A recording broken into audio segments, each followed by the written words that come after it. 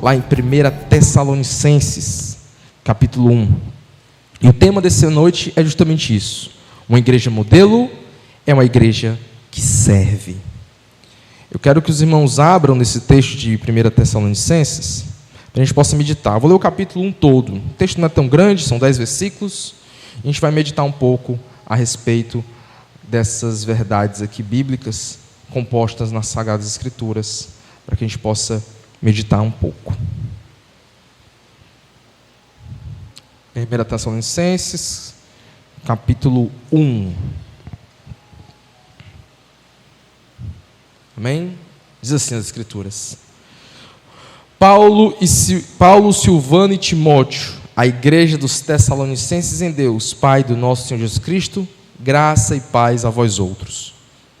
Damos sempre graças a Deus por todos vós, mencionando-vos em nossas orações, e sem cessar, recordando-nos diante do nosso Deus e Pai da operosidade da vossa fé, da abnegação do vosso amor e da firmeza da vossa esperança em nosso Senhor Jesus Cristo. Reconhecendo, irmãos amados de Deus, a vossa eleição, porque o nosso evangelho não chegou até vós tão somente em palavras, mas sobretudo em poder no Espírito Santo e em plena convicção, assim como também sabeis ter sido o nosso procedimento entre vós e por amor de vós. Com efeito, vos tornastes imitadores nossos e do Senhor, tendo recebido a palavra posto que em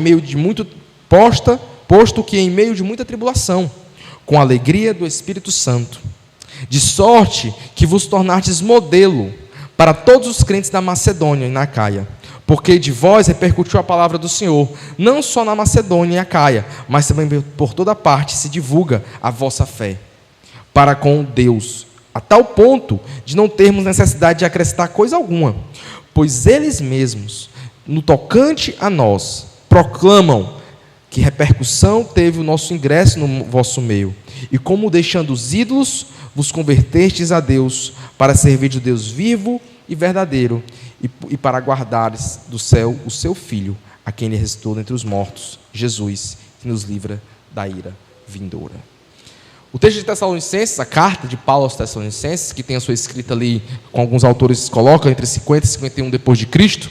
Tessalonicenses é uma cidade grande da região da Macedônia, e Paulo fala, era uma cidade mais populosa, da próxima da Grécia Antiga, no reino da Macedônia, e ali Paulo começa a tratar nessa carta alguns aspectos dessa igreja.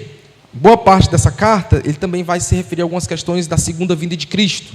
O apóstolo Paulo, ele traça elogios a essa igreja, como a gente bem viu aqui, principalmente no versículo 3, ele dá algumas marcas ali da forma como essa igreja se comportava. Eu quero que esse sermão, que a gente venha dividir ele em 3 pontos. Versículo 3, 2, na verdade, até o versículo 4, eu quero que a gente entenda as marcas de uma igreja eleita, ou as marcas da eleição, as marcas de uma eleição. Versículo 5 até o versículo 7, eu quero que a gente medite sobre a imitação necessária, ou como devemos ser imitadores daquilo que procedem da palavra. Uma imitação necessária. E por último, eu quero que no versículo 8 até o versículo 10 a gente medite sobre o testemunho e o serviço de uma igreja que serve.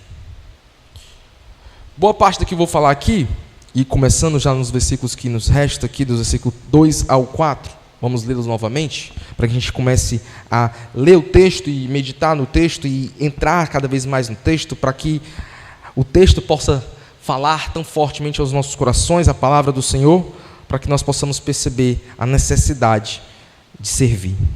Damos sempre graças a Deus por todos vós, mencionando-vos em nossas orações e sem cessar, recordando-nos diante do nosso Deus e Pai da operosidade da vossa fé, da abnegação do vosso amor e da firmeza da vossa esperança em nosso Senhor Jesus Cristo, reconhecendo, irmãos amados de Deus, a vossa eleição. O apóstolo Paulo, ele começa essa carta se apresentando, Paulo, Silvano e Timóteo, seus companheiros ali, fala à igreja de Tessalônica, Um dos motivos talvez ele não tenha apóstolo Paulo, porque talvez o apostolado dele não estava sendo questionado na região da Tessalônica. Então, ele fala apóstolo, algumas traduções, ou algumas cartas, na verdade, o apóstolo Paulo começa se apresentando como apóstolo do Senhor Jesus Cristo. É até comum em Gálatas, acontece isso, em outros textos também, em outras cartas. Aqui ele começa falando como Paulo, sem falar que era apóstolo, provavelmente porque um dos motivos é que o apostolado dele não era colocado, não era desacreditado. Em algumas epístolas ele faz isso para reafirmar a sua condição de apóstolo do Senhor. Porque provavelmente havia falsos mestres, falsos homens ali, falsos líderes, tentando desacredibilizar, ou seja, não acreditar no apostolado do apóstolo Paulo. E então ele começa fazendo aquilo para reafirmar que ele é um apóstolo do Senhor. E em algumas outras cartas ele defende também o seu apostolado, né? Ele traz, 2 Coríntios, ele faz algumas defesas do seu apostolado. E em algumas outras cartas ele faz isso também. Aqui ele não começa falando dessa forma, falando que é um apóstolo, porque provavelmente essa igreja ela não desacreditava no apóstolo Paulo, no seu ministério, no seu chamado e na sua vocação. Então, provavelmente por isso que ele não coloca o apóstolo Paulo. Pode ser esse um dos motivos, e eu acho que é bem provável. Então, ele se apresenta ali, Silvano e Timóteo, fala essa igreja. E ele começa dizendo aqui no versículo 2 que dá graças, sempre graças a Deus, pela vida daqueles irmãos. A todos vós, mencionando-vos em nossas orações e sem cessar.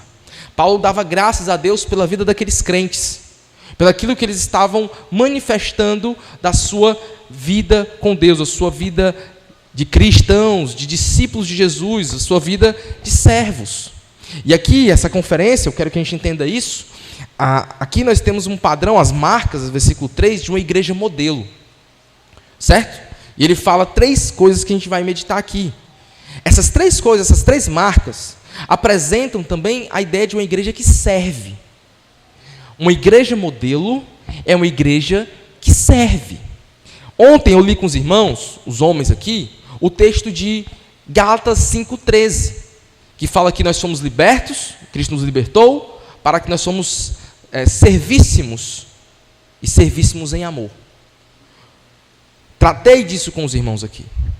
Vamos lá vamos ler esse texto novamente. Passem aí para Gálatas, os irmãos que não estavam aqui, né? Para não ficar só nas minhas palavras. Gálatas 5,13. Para a gente relembrar. Gálatas 5,13 diz: porque vós, irmãos, fostes chamados à liberdade, porém não useis a liberdade para dar ocasião à carne. Sede antes servos uns dos outros, pelo amor.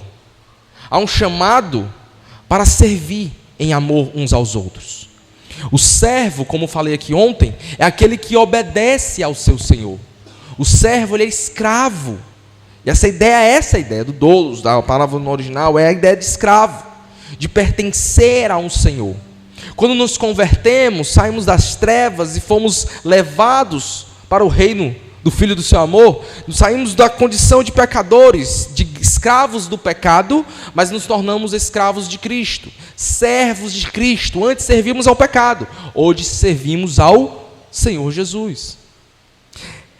Essa realidade de servo tem que ser muito bem lembrada, porque a parte do servo faz uma necessidade de obedecermos ao nosso Senhor. Somos servos de Cristo, obedecemos ao cabeça Jesus. Lá em João 14, 21, outro texto que eu li ontem, quero relê-lo para que isso fique em mente, até para as aplicações que eu vou começar a fazer em cima de 1 Tessalonicenses, sobre a igreja modelo, é uma igreja que serve. Lá em João 14, 21, a gente entende que aquele que está ou pertence a Jesus, aquele que está unido ao cabeça de Jesus, que é servo de Cristo, que tem Jesus como seu Senhor, ele precisa obedecer aquilo que ele ordena, aquilo que ele ensina, aquilo que ele fala. As suas instruções são leis para os seus discípulos, são palavras, têm que ser cumpridas, são palavras que são verdadeiras ordens. Suas instruções precisam ser observadas com zelo, com atenção. João 14, 21 diz: aquele que tem os meus mandamentos e os guarda, este é o que me ama, e aquele que me ama será amado por meu Pai, e eu também o amarei e me manifestarei a ele. escravos de Cristo, servos de Cristo, obedecem aquilo que o seu Senhor manda. E um dos motivos que eu tracei aqui, na hora de servir, esses duas ações muito claras, ou duas realidades muito claras na hora do serviço. É tanto um amor a Deus, como também um amor ao próximo. E esse amor a Deus também tem que partir de uma motivação interna. O apóstolo Paulo, lá em Gálatas 2:20, vamos para Gálatas 2:20, abram aí Gálatas 2:20, ele mostra que a sua motivação para servir está atrelada ao amor.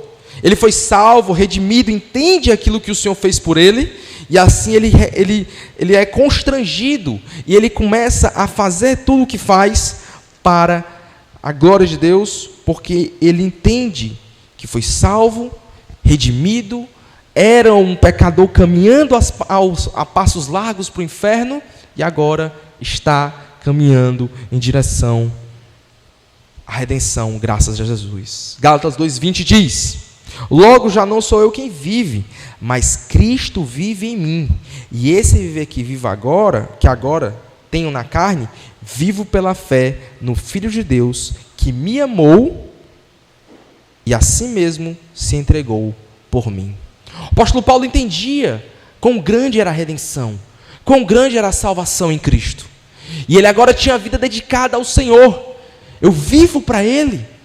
Minha vida é Cristo. Ele fala isso também em Filipenses 1, que eu vou ler com os irmãos hoje. Viver para mim é Cristo, morrer é lucro, eu quero estar com o meu Senhor. E se eu estou vivo, eu vivo para o reino, para Ele. Eu vivo Cristo, eu vivo para fazer e cumprir aquilo que Ele me ordena, para agradá-lo, para viver de modo digno que agrade o Senhor. Ele era um servo, entendia o seu papel de servo, de obedecer e fazer isso tudo com amor, uma motivação certa, uma motivação que visa a glória de Deus, que visa um amor pelaquilo que Cristo fez por nós.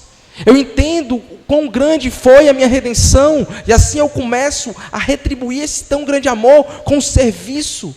Eu sirvo a Ele, minha vida é dEle, Cristo é tudo o que temos.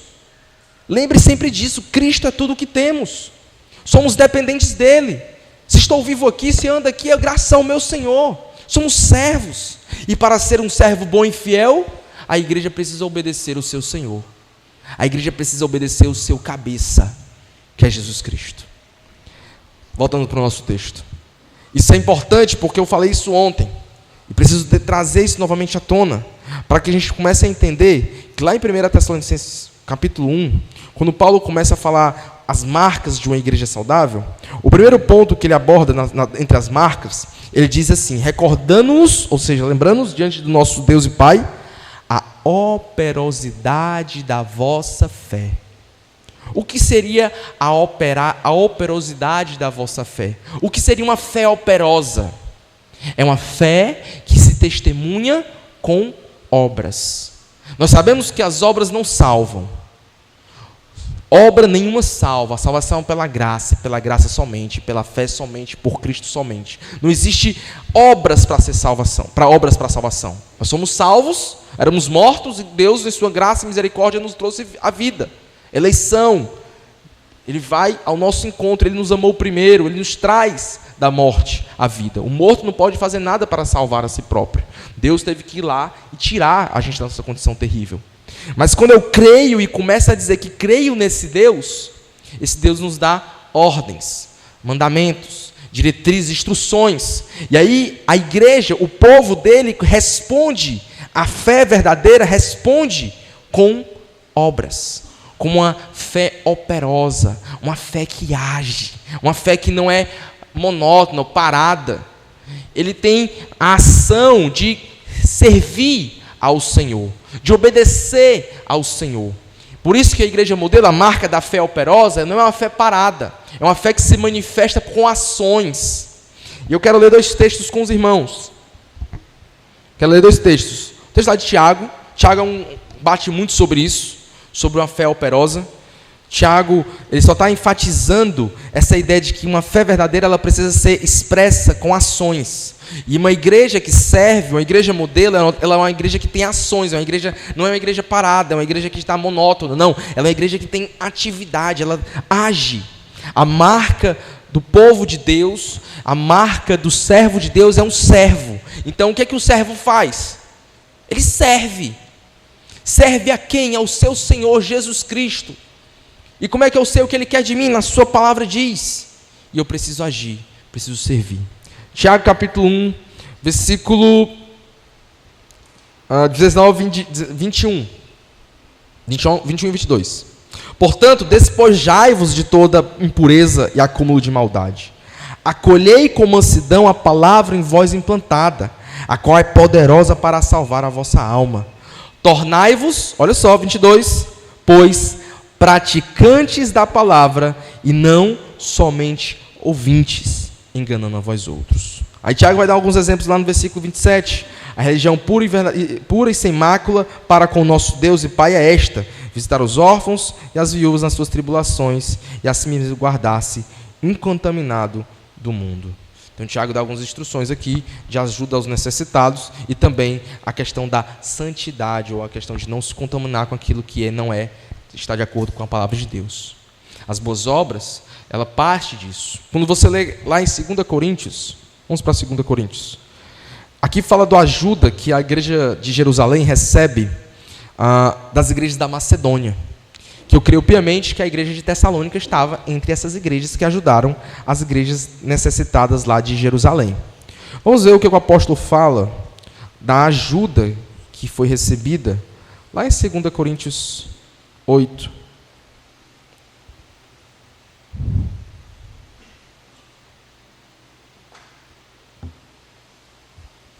Versículo 1 em diante.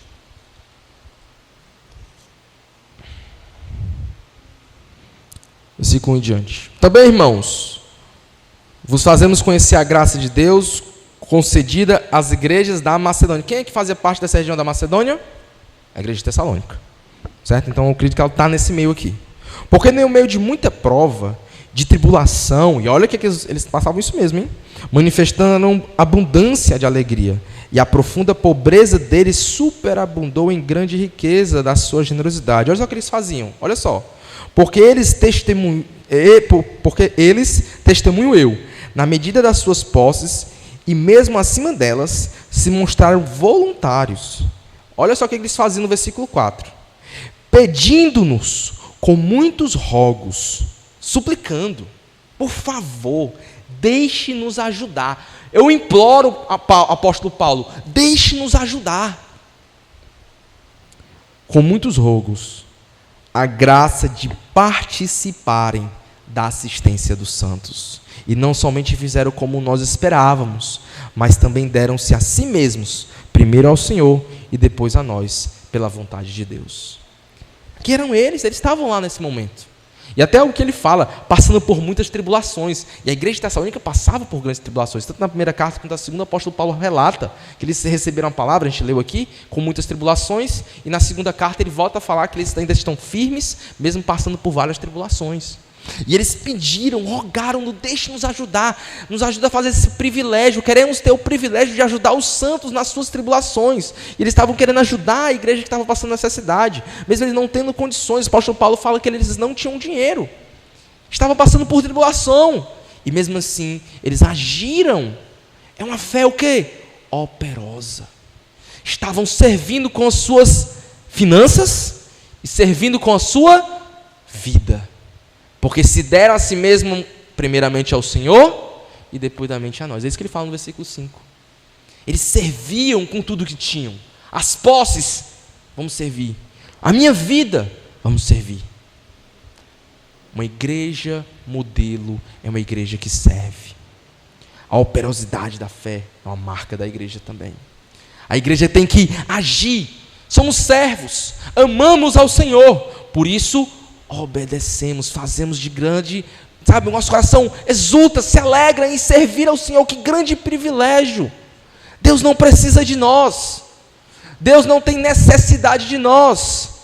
Se Ele me chama para ser servo, se Ele me deu uma missão, se Ele me dá mandamentos, se Ele me diz como eu tenho que ser instruído, se Ele me chama para a sua grande missão, para ser seu povo, isso é o quê? É um privilégio. Não pense que Deus está necessitando de coisas. Eu necessito dEle. Nós somos dependentes dEle. Olha o que o apóstolo Paulo fala, descrevendo o nosso Deus, lá em Atos 17. Vamos para Atos 17. Atos 17 diz... Espero que os irmãos não se perdam, tem alguns textos para citar, para enfatizar mais o ponto que estou trabalhando aqui, que é a fé operosa, mostrando que a operosidade da fé é uma marca do crente e, ao mesmo tempo, é um grande privilégio servir ao Senhor nosso Deus. Pela grande salvação que recebemos, como também por fazer parte desse grande chamado dele, desse Deus tão poderoso. O que é que diz lá em Atos 17? O discurso de Paulo em Atenas. Quero que nós comecemos a ler no versículo 24. Ele diz assim, o apóstolo Paulo já começou o seu discurso. Ele fala: o Deus que fez o mundo e tudo que nele existe, sendo ele Senhor do céu e da terra, não habita em santuários feitos por mãos humanas, nem é servido por mãos humanas, como se alguma coisa precisasse. Pois ele mesmo é quem a todos dá vida, respiração e tudo mais. De uma só fez toda a raça humana, para habitar sobre toda a face da terra, havendo fixado os tempos previamente estabelecidos e os limites da sua habitação, para buscarem a Deus, e se porventura tateando o possam achar, bem que não está longe de cada um de nós, pois nele vivemos, nos movemos e existimos, como alguns dos vossos poetas têm dito, porque também dele somos geração. Sendo, pois, geração de Deus, não devemos pensar que a divindade é a semelhança de ouro, de prata, ou de pedra, trabalhada pela arte de imaginação do homem. Ora, não louvou Deus a consideração dos tempos da ignorância, agora, porém, notifica aos homens que todos, em toda parte, se arrependam. O apóstolo Paulo dá uma descrição rápida da grande soberania de Deus. Ele fala que ele estabeleceu os tempos, deu o limite, que ele é o Senhor de fez todas as coisas existem por causa dele, que ele é que dá a vida, que a respiração e tudo mais vem dele. É o Senhor que nós servimos. Que grande privilégio é servir esse Deus. Uma fé operosa é uma fé que entende que tem que servir, obedecer a que esse Deus fala. É uma marca do crente. Precisamos sempre lembrar disso. Por último, para encerrar essa parte, a gente passar para o outro ponto, que é o amor abnegado. Vai ser um pouco mais rápido, talvez, que este. Mas, lá em Efésios, capítulo 2, versículo 10. Eu li ontem também esse texto. É um texto que enfatiza essa ideia que as obras são a marca daquele que foi chamado por Deus. Efésios 2,10. Efésios 2,10 diz: pois somos feitura dele, criados em Cristo Jesus para boas obras, as quais Deus de antemão preparou para que andássemos nelas.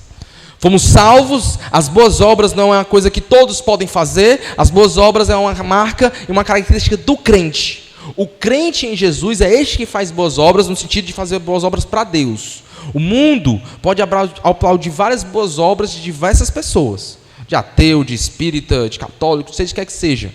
Mas para Deus, todas elas são como trapo de imundície, como diz Isaías. Não tem peso, não tem valor, porque são pecadores fazendo por motivações erradas, são pecadores que não se arrependeram verdadeiramente e não servem ao Deus verdadeiramente, fazem por diversos motivos. Lembre-se, motivações contam. Motivações contam no serviço. Servimos a Deus, tem que servir com a motivação correta. A gente vai chegar, vou comentar isso, porque a igreja de Tessalônica tinha as motivações corretas ao servir. Então, essa marca é uma marca do crente. O crente tem que fazer boas obras. Deus preparou para que andássemos nelas. Essas boas obras, elas refletem o caráter de um salvo. Ela não salva, mas ela manifesta aquilo que o crente já teve ou viveu internamente. É o lado visível do que aconteceu no seu interior. Portanto, irmãos da Igreja Batista Regular de Curió, busquem ter uma fé operosa. Não pensem que a fé operosa ficou para trás. Ela é uma marca da igreja saudável, ela é uma marca da igreja que serve. Não pensem que isso ficou para trás. O segundo ponto que o apóstolo trabalha lá é o quê?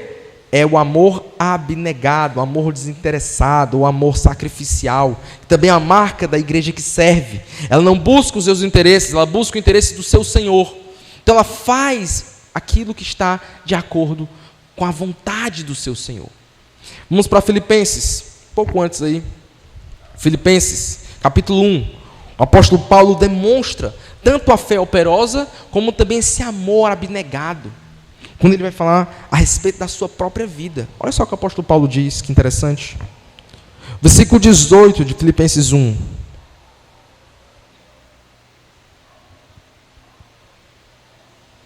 Perdão, pode versículo 20. Filipenses 1, 20 diz: segundo a minha ardente expectativa e esperança de que em nada serei envergonhado, antes com toda ousadia, como sempre, também agora será Cristo engrandecido no meu corpo, quer pela vida, quer pela morte. Porquanto para mim o viver é Cristo e o morrer é lucro. Entretanto, se o viver na carne traz fruto para o meu trabalho, já não sei o que hei de escolher. Ora, se de um outro lado estou constrangido, tendo desejo de partir e estar com Cristo, o que é incomparavelmente melhor, mas por vossa causa, dos irmãos aqui, é mais necessário permanecer na carne. Convencido disto, estou certo que ficarei e permanecerei com todos vós, para o vosso progresso e gozo da fé. O apóstolo Paulo tinha duas saídas aqui. Ou ele morria estar com o Senhor, ou ele vivia para viver para o Senhor, para o reino. Muitas vezes, há diversas causas que são importantes dentro da vida de um homem, de um crente, do servo de Deus. Eu sou pai, o pastor Lado é pai, tem uns pais aqui, outras pessoas que têm alguns seus desejos. Eu quero muito ver os meus filhos crescerem. O Joãozinho, o Pedro crescer, ir para a faculdade, casarem, ver os meus netos, tem uns anos aí. Eu tenho esses desejos também. E outros tantos, que isso não é ruim. Não é algo mal, pecaminoso. Isso não é pecaminoso. Mas, muitas vezes, o descrente, ele também tem esses desejos. Um ateu, um espírita, outra pessoa de outra linha, ou que não serve a Jesus, que não teme a Jesus. As motivações, os desejos, aquilo que mais almejamos, mais amamos, está relacionado com Deus e com a sua obra, com Jesus e com a sua vontade. As motivações precisam ser mais transformadoras a respeito daquilo que nós conhecemos de Cristo. Onde eu falei ontem e repito, Ele é Senhor de toda a nossa vida. Toda a nossa vida pertence a Ele. O meu amor é abnegado, é sacrificial para Ele. E assim para o meu próximo. Porque servindo a Deus, eu sirvo ao meu próximo. 1 João vai reclamar disso, vai rebater isso, vai fazer uma repreensão disso. Como é que você diz que ama a Deus, que não vem e não ama o seu irmão? Eu amo meu irmão, mas primeiramente porque eu amo a Deus e amo meu irmão. Porque eu quero servi-lo. O apóstolo Paulo tem isso em mente. Olha, queria estar com Jesus infinitamente melhor, esse é o meu desejo. A motivação certa, quero estar com Cristo. Mas a outra motivação, ajudar no progresso dos irmãos, para que eles cresçam na fé.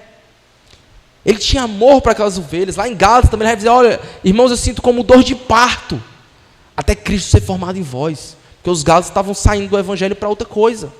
Então o amor no serviço. Vocês têm amado, irmãos? Os irmãos que estão em pecado, que você vê, você tem, sabe, tendo amor por aquela vida. Esses crentes de Tessalônica demonstraram uma fé operosa e um amor para as igrejas de Jerusalém, como a gente leu agora em 2 Coríntios capítulo 8. Eles queriam ajudar os irmãos nas suas necessidades, para ter o privilégio, a graça de participar da ajuda dos santos, servindo com as suas finanças e servindo com as suas vidas. Temos sido assim. Eu me lembro de um caso recente, que muita pessoa criticava um rapaz. Ficava, esse rapaz imaturo, olha que esse rapaz, não sei o que, tem isso, aquilo, outro. Começava a falar mal do rapaz. E aí eu questionei uma pessoa, falei assim: rapaz, ele precisa de um discipulado. Vamos ver se com o discipulado esse rapaz se desenvolve. A gente vê ele crescendo na fé, ele amadurecendo, deixando essas atitudes que são vistas de forma ruim por muitos irmãos, e comece agora a ser um rapaz exemplar. Aí a pessoa que estava reclamando: ei, isso é questão pastoral mesmo, viu? Eu não tenho esse amor pastoral. eu não tenho esse desejo. Mas não é necessariamente um amor pastoral isso. É o amor de um crente para com a vida de outro crente. É o amor de um irmão para com o irmão. É um amor sacrificial, abnegado, que eu faço aquilo para ver Cristo sendo mais formado ou mais conformado na vida daquele jovem. O servo, ele se molda à imagem do seu Senhor, que é Jesus Cristo. Cristo tem que ser formado em nós. Nós precisamos imitar Cristo. Imitando Cristo, nós imitamos a essência, o que é correto ser o servo. Porque Cristo foi servo também. Foi o servo sofredor, serviu com a sua vida. Precisamos ter esse amor cada vez mais. Agir em amor. E a firme esperança é o outro ponto que ele fala, e ele fala que tudo isso é uma marca da eleição. O firme esperança é uma realidade de que aqueles crentes tinham uma mentalidade naquilo que é eterno. Jonathan Edwards tinha uma frase que dizia: Senhor, crava a eternidade dos meus olhos. Não perda de vista as coisas eternas. Isso também é marca de um servo bom e fiel, que não perde de vista aquilo que é mais valioso, o eterno. Que a gente traz para hoje, no serviço, nas ações que fazemos para a glória de Deus. Sim, a eternidade é traga para hoje, quando nós servimos para a glória de Deus, quando eu faço meu trabalho com a motivação de glorificar o Senhor, quando eu ajudo o meu irmão. Aquilo que é o valor eterno é trago, sim, a gente experimenta belezas eternas quando servimos, fazemos a vontade de Deus, quando eu amo meu irmão de forma sacrificial, quando eu tenho minha fé operosa. Eu trago esses valores eternos para hoje, porque esses valores são valores que estão presentes na eternidade, o amor, a esperança, que vai ser concluída lá, né? A esperança vai ser realizada quando estivermos lá. Essas realidades grandiosas da eternidade, esses valores eternos, não é apenas uma coisa distante e futura, como se eu não consigo nem um pouco nem saborear. Não! A igreja, as bênçãos que o Senhor dá por meio da sua palavra, a comunhão dos santos, a oração, nós já sentimos o gosto, desfrutamos de belezas grandiosas da eternidade. A firme esperança desses crentes, eles tinham um olhar na eternidade. Então serviam e faziam as coisas pensando sim naquilo que é eterno, na suprema, naquele prêmio, da ressurreição, de estar com Jesus, que vai ser pleno, vai ser completo lá. Eles tinham isso em mente, mas viviam com a realidade na eternidade, mas viviam constantemente nesses valores eternos. Quais são os valores eternos que nós temos vivido? Eu tenho uma fé operosa? Eu tenho andado nesse amor? Eu tenho agido e tenho a eternidade como mais preciosa? Ou tenho dito assim, não, é só lá na frente. E aí isso não tem tido nenhum peso na minha vida de hoje. Vou fazer uma pergunta para os irmãos. Se tivesse um concurso público para amanhã, você tinha que estudar algumas matérias para fechar o conteúdo. Será que você passaria um pouco da madrugada para conseguir chegar naquele ponto, ou seja, fechar as matérias? Provavelmente sim. Na prova da faculdade, do colégio, ou algo que valesse muito dinheiro. Rapaz, se você fizer esse serviço aqui, até 5 horas da manhã você ganha 100 mil reais. A galera ia virar à noite, tomar energético, dar o gás e tentar sair o melhor. Porque material é visível, aqui o cara quer o dinheiro, quer a questão da social, a melhoria de trabalho, enfim, que em si mesmo isso não é errado, mas o amor a isso, ou isso tem a primazia sobre Deus, enfim, aí vira idolatria, e aí tem outros problemas. Mas, quantas vezes a sua leitura bíblica é feita de forma totalmente desinteressada? A sua vida de oração, tantas vezes, é jogada para escanteio, com o pior tempo que tem, no pior horário que tem, da pior forma que faz. É dormindo, é lendo a Bíblia e caindo sobre a Bíblia. Lê um versículo, tá bom, já li um versículo e vai dormir. Desinteressadamente. Porque a eternidade não está cravada nos seus olhos. Aquilo que é eterno não está tendo peso para você. O que é material, o que é aqui e agora está tendo peso, e não o que é eterno. O servo bom e fiel não vive assim. O Senhor tem mandado a gente amar a sua palavra, obedecer a sua palavra, ser zeloso no ensino e no estudo da sua palavra. Precisamos ser assim. A igreja modelo, a igreja que tinha marcas de uma igreja salva, uma igreja santa, é uma igreja que tinha uma fé operosa, um amor abnegado e uma firme esperança no Senhor. Eles tinham eternidade. Apesar de passar por diversas tribulações, eles não esmoreciam. Eles não perdiam de vista aquilo que era eterno. Eles estavam sempre olhando para o alvo, que é a suprema vocação no prêmio de Deus, na ressurreição dos santos, na vida eterna com Cristo. Eles não perdiam isso de vista. Eles tinham isso claramente. Até o termo para firme esperança, eu coloquei aqui, ou a firme esperança, a ideia é uma paciência triunfante. É uma paciência triunfante. Que eles suportam as coisas sabendo que estão caminhando para um alvo de glória. Eles suportavam as tribulações, sabendo que elas não eram em vão. Que eles estavam caminhando um caminho glorioso para aquele grande dia. É isso que o apóstolo Paulo, vamos rápido, só para a gente enfatizar isso, vou correr, porque senão eu estouro muito meu tempo, muita coisa interessante nesses textos. Mas lá em 2 Tessalonicenses, a próxima carta, vocês vão ler do versículo 4 em diante comigo. E o apóstolo Paulo dá uma esperança, um conforto a estes crentes de Tessalônica.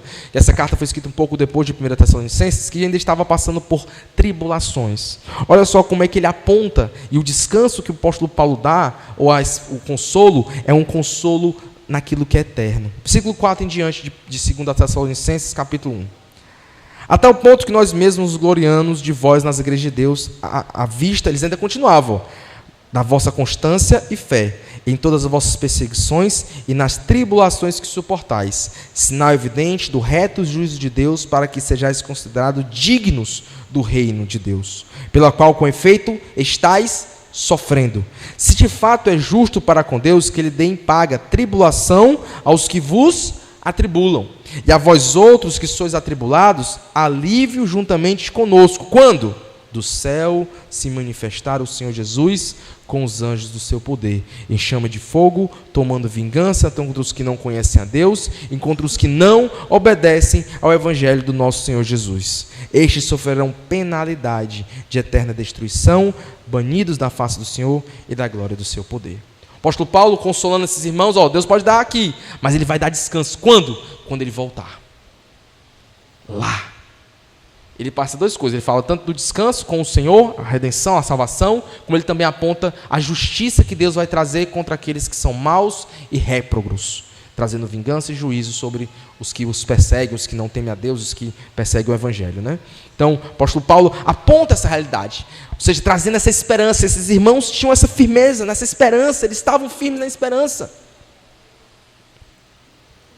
E aqui, eles falam da marca daquilo que é as marcas de uma eleição. O crente é eleito para ser santo e irrepreensível no Senhor. Isso é fantástico. Santos e irrepreensíveis, está lá em Efésios capítulo 1, versículo 4 e 5. Eleitos, predestinados para ser santos e irrepreensíveis. Marcas de uma igreja. Ou seja, por isso que ele fala no versículo 4, reconhecendo, irmãos, amados de Deus, a vossa eleição. Aquilo que eles manifestavam externamente, manifestavam o que tinha acontecido internamente. Cuidado com o seu serviço ao Senhor. Faça com as motivações corretas, amando o Senhor, para a glória do Senhor, para que você não age apenas de uma forma religiosamente vazia. Isso é muito perigoso. Essa igreja tinha uma firme esperança. Eles estavam sendo tribulados, passando por dificuldade, perseguição, mas continuavam firmes, tendo uma fé operosa, amando e aguardando a vinda de Cristo, aguardando a ressurreição, sabendo que teriam um descanso lá com o Senhor. Eles não perdiam de vista a eternidade. Eles trabalhavam com vistas à eternidade. Viviam Cristo nas suas vidas. É uma igreja modelo. Servos bons e fiéis precisam obedecer a palavra.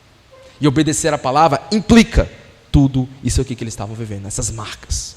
Versículo 5 em diante. Porque o nosso evangelho não chegou até vós tão somente em palavra, mas sobretudo em poder, no Espírito Santo e em plena convicção, assim como sabeis ter sido o nosso procedimento entre vós e por amor de vós. Com efeito, vos tornaste imitadores nossos e do Senhor, tendo recebido a palavra posta em meio de muita tribulação com a alegria do Espírito Santo, de sorte que nos tornasses modelo para todas as igrejas da Macedônia e na Acaia.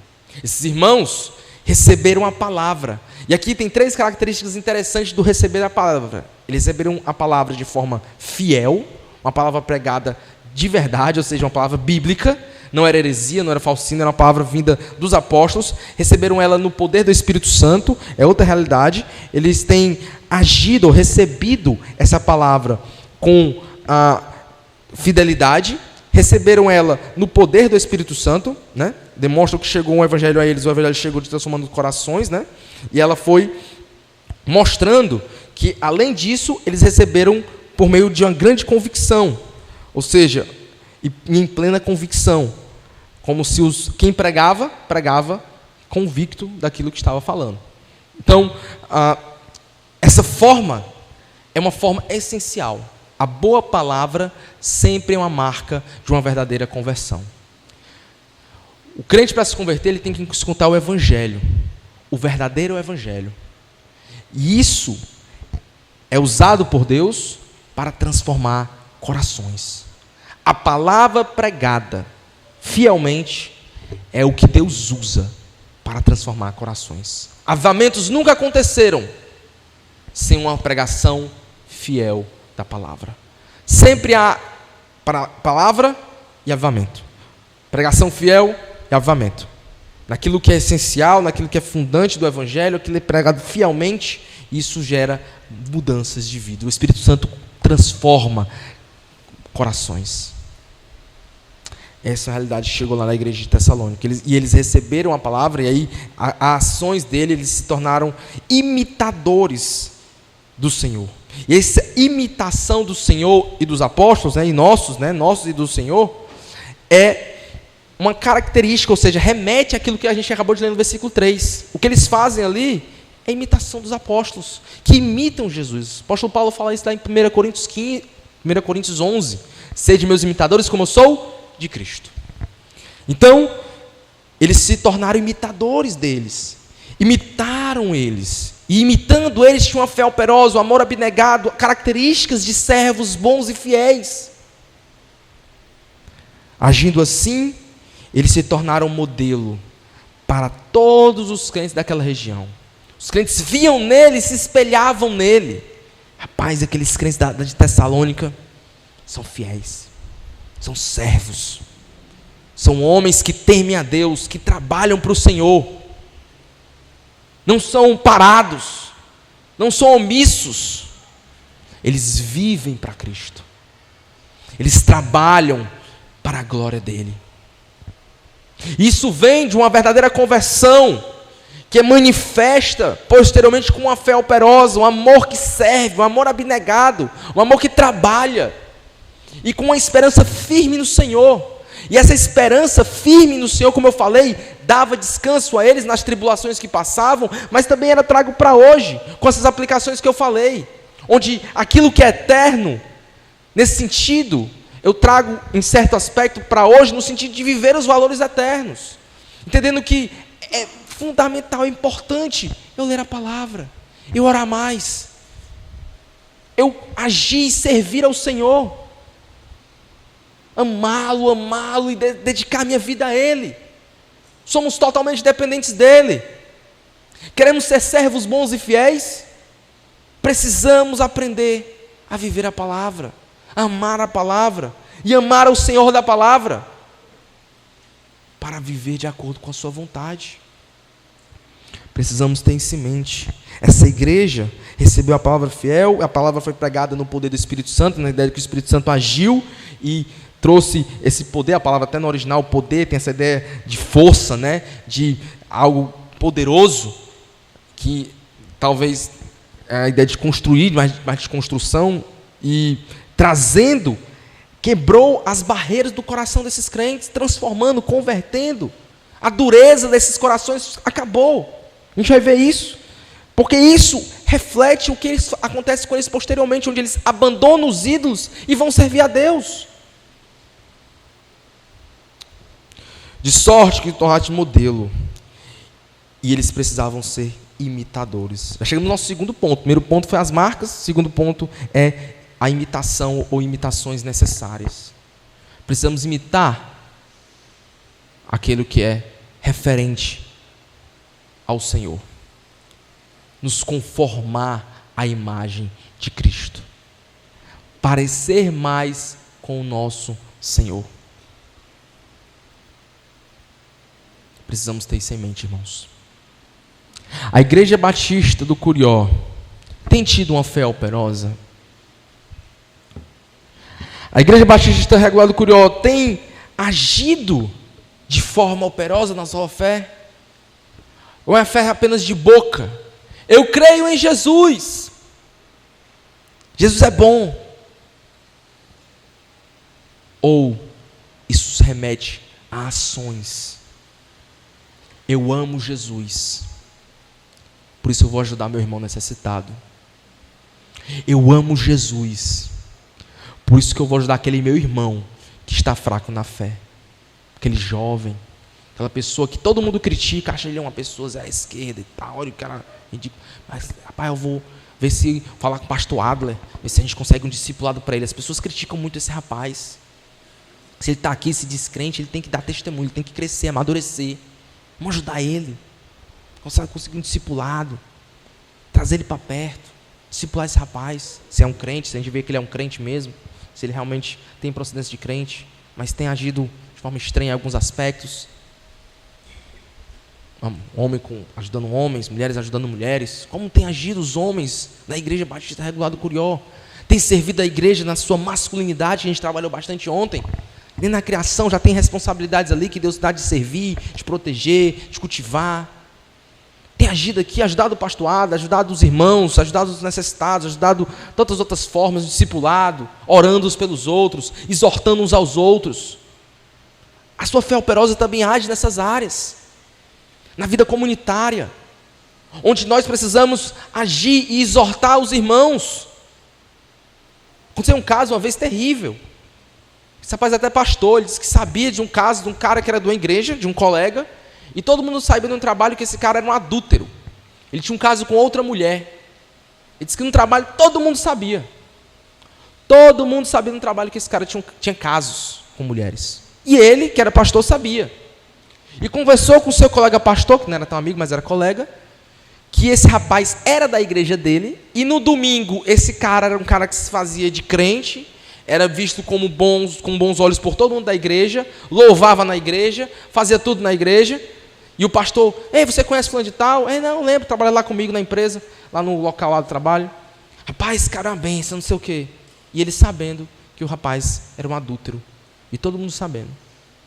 E ele não teve a disposição. Pastor, deixa eu lhe contar um negócio. Esse rapaz, lá no trabalho, dá um péssimo testemunho. Ele é um adúltero, isso, aquilo, outro. Para que ele, se esse cara fosse irmão mesmo, né? Ninguém sabe se é um crente ou um joio, né? Um falso crente, fosse exortado, disciplinado, para que houvesse restauração, arrependimento, mudança. Mas ele se omitiu. Ele não teve uma fé operosa. Uma fé que age. Uma fé que diz que crê naquilo que o Senhor Deus manda, mas não faz. Lá em Hebreus 3,13, eu não vou ler esses textos mais, porque nosso tempo está estourado, ele vai dizer isso. Exortem mutuamente uns aos outros, para que não tenha o engano, o endurecimento pelo engano do pecado. Contra a incredulidade, contra o endurecimento do pecado, uma das grandes ferramentas é o quê? O aconselhamento, a exortação mútua. Precisamos agir, irmãos. Precisamos ter uma fé operosa. Queremos ser servos bons e fiéis? Pois precisamos sair do nosso comodismo. Eu leio essa carta de Tessalonicenses. Eu leio a carta lá de Paulo, a 2 Coríntios, falando sobre a ação dos crentes da Macedônia, que eu creio que essa igreja estava entre as que ajudava. Eu não vejo nada de comodismo. Homens precisam parar de ser acomodados. As mulheres precisam parar de ser acomodadas. Os jovens precisam parar de ser acomodados. Os idosos precisam parar também. Você que viveu muito, tem muita experiência, mas também tem que parar. Tem que ajudar, tem que se dispor. E quanto à vida, precisamos servir. Eu não vejo o apóstolo Paulo, tá bom, me aposentei na minha vida cristã, não vou mais orar, não vou mais ler palavra, não vou mais discipular, não vou mais ajudar meus irmãos. A não ser que a questão de doença, uma coisa grave, lhe impossibilite fazer alguma coisa. Mas tem saúde, tem força, até tem vigor, tem inteligência, tem capacidade, tem sanidade, sabe falar, sabe se comunicar, tem raciocínio. É um crente fiel, é um crente bíblico. Discipule, ajude, sirva. Precisamos ter isso em mente, irmãos. Precisamos agir. Ser modelo. Ser modelo. Temos amado? Temos tido uma esperança firme no Senhor? Ou será que nosso coração está muito volto a este mundo caído e desejoso e ansioso pelas coisas desse mundo horizontal? Cuidado. A imitação necessária, precisamos ter essas ações. Imitar o Senhor Jesus Cristo remete ações, remete vida. Precisamos ter isso constantemente nas nossas cabeças, para que não perdamos a visão daquilo que é mais importante, o nosso Senhor Jesus Cristo. Servir ao Senhor é um grande privilégio. Servir ao Senhor e obedecê-lo é um grande privilégio. Precisamos sempre lembrar disso. Ele é tudo o que temos, irmãos. O mundo engana a gente. Nossa incredulidade engana a gente. A gente acha que tem coisas mais preciosas. É o dinheiro, é isso, é aquilo outro, é o trabalho. Tudo vira mais importante. Mas não é. Cristo é o mais importante. Por isso que quando você trabalhar, você tem que trabalhar para a glória dele. Sendo zeloso, procurando a oportunidade de pregar o Evangelho, procurando a oportunidade de discipular. Quando você tem as suas finanças, você serve suas finanças para a glória de Deus, ajudando missionários, passando necessidade no campo, investindo no reino, investindo na obra. Com a sua força, seu vigor, trabalhando para o Senhor. Continuando, na última parte de nós encerrarmos. Então, tornaram-se modelo. A Igreja Batista do Corió tem sido modelo na sua fé operosa, no seu amor abnegado e na sua firme esperança no Senhor. Olha que igreja que tem esperança firme em Cristo, como eles são desprendidos, como eles vivem para o reino, como eles se desfazem de certas coisas por amor ao reino, entendendo que o que é eterno é muito mais precioso do que o aqui. Terminando, porque vós repercutiu a palavra do Senhor não só na Macedônia e Acaia, mas por toda parte. Esse é o terceiro e último ponto, que eu coloquei: serviço e testemunho. Pois eles mesmos, no tocante a nós, proclamam que repercussão teve o nosso ingresso no vosso meio, e como deixando os ídolos, vos convertestes a Deus, para servir o Deus vivo e verdadeiro, e para aguardardes do céu o seu Filho, a quem ele ressuscitou dentre os mortos, Jesus, que nos livra da ira vindoura. Esses crentes, eles tinham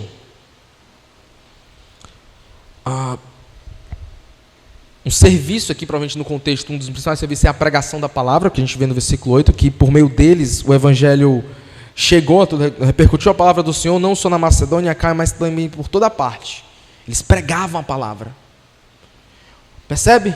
Lá em 2 Coríntios, ajudavam com suas posses, serviam ao Senhor com o que tinham, com a fé abnegada, o amor, e ainda, que é um dos principais serviços nossos, pregavam a palavra, ao ponto que toda a região conheceu a palavra por meio deles, e não só lá, em outras regiões também. Modelo, testemunho. Pois eles mesmos falam como eles se converteram. Esses crentes receberam a palavra com alegria no Espírito Santo, em meio de muitas tribulações. Houve transformação, mudança de mente, mudança de vida. E eles agora servem, trabalham, pregam, e são testemunhas de Cristo. E têm uma fé operosa, uma fé firme no Senhor. A esperança deles está em Cristo. Isso que ele fala no último versículo 10. E para guardardes o Senhor, o seu Filho, a quem ele ressuscitou dentre os mortos, Jesus, que nos livra da ira vindoura. Irmãos, eu quero que nós venhamos a lembrar que uma igreja que serve é uma igreja que tem uma fé operosa, um amor abnegado e uma firme esperança. Olha a firme esperança desses crentes. E para guardar do céu, dos céus o seu Filho, a quem ele ressuscitou dentre os mortos, Jesus, que vai nos livrar da ira vindoura. Irmãos, vamos lá para Efésios 2, e eu vou fazer minhas últimas aplicações.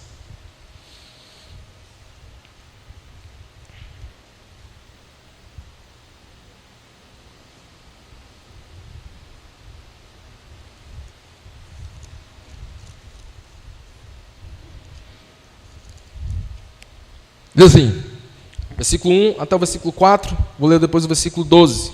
E ele vos deu vida, estando vós mortos nos vossos delitos e pecados, nos quais andaste outrora, segundo o curso deste mundo, segundo o príncipe da potestade do ar, do espírito que agora atua nos filhos da desobediência, entre os quais também todos nós andávamos outrora, segundo a inclinação da nossa carne, fazendo a vontade da carne e dos pensamentos, e éramos por natureza filhos da ira, como também os demais. Mas Deus, sendo rico em misericórdia, por causa do grande amor com que nos amou, estando nós mortos em nossos delitos, e nos deu vida, juntamente com Cristo, pela graça, sois salvos. Versículo 12. Naquele tempo, estavas sem Cristo, separados da comunidade de Israel, e estranhas alianças da promessa, não tendo esperança, e sem Deus no mundo. Irmãos, saímos dessa terrível condição, fomos salvos, redimidos, comprados, caminhando para o inferno, mortos, não tinham o que fazer, mas Deus foi lá e nos trouxe a vida. Como temos respondido? Que privilégio é servi-lo, um Deus tão poderoso, que privilégio. Efésios 4, não precisa abrir lá, ele diz, e a graça foi concedida a cada um de nós, segundo a proporção do dom de Cristo, versículo 11, e ele mesmo concedeu uns, e ele vai dizer o que ele concedeu, alguns dons, com a vista ao aperfeiçoamento dos santos, para desempenho do seu serviço, para a edificação do corpo de Cristo. Toda a igreja de Cristo recebe dons quando se converte, ele chama, ele salva, e ele dá dons à igreja, cada um de nós. Como temos servido com estes dons? Os dons têm um propósito. Eu li aqui rápido Efésios 4, mas lá em 1 Coríntios 12, mas lá em Romanos 12 também fala de dons. Como temos servido? Como os homens, como as mulheres, como os jovens têm agido para ser esses servos, para com os dons que Cristo deu a cada um de nós, servir a igreja, para edificar o corpo, para a maturidade, para caminhar e crescer na maturidade. Essa maturidade está atrelada sim ao modelo de Cristo, a ser parecido com Cristo. É uma mútua dependência, é uma interdependência. Eu dependo de vocês, vocês dependem de mim, cada um depende um do outro, para que possa ser edificado, para que esse possa crescer. É a junta do corpo se ajudando, crescendo. Eu citei aqui o texto de Hebreus 3:13. Exortando mutuamente a necessidade desse corpo estar interagindo, servindo juntos, com o propósito sempre de glorificar a Deus, de ser moldado à imagem de Cristo, pregar a palavra, fazer aquilo que Ele tem nos ordenado, ensinado, amando, discipulando. A igreja precisa ter essa ação de discipular uns aos outros, para que haja esse crescimento. Vocês querem naquele grande dia, o Senhor chegar e dizer a cada um de nós: disse-lhe o Senhor, muito bem, servo bom e fiel, foste fiel no pouco, sobre o muito te colocarei, entra no gozo do teu Senhor. Eu quero ouvir isso naquele dia. Entra no gozo do teu Senhor, servo bom e fiel, vem para o teu descanso, vem gozar aqui na eternidade, se alegrar aqui na eternidade. Servo bom e fiel. Como vamos ouvir isso naquele grande dia? Homens, mulheres, jovem, igreja do Senhor Jesus Cristo, unidos ao cabeça Jesus. Em Cristo nós estamos.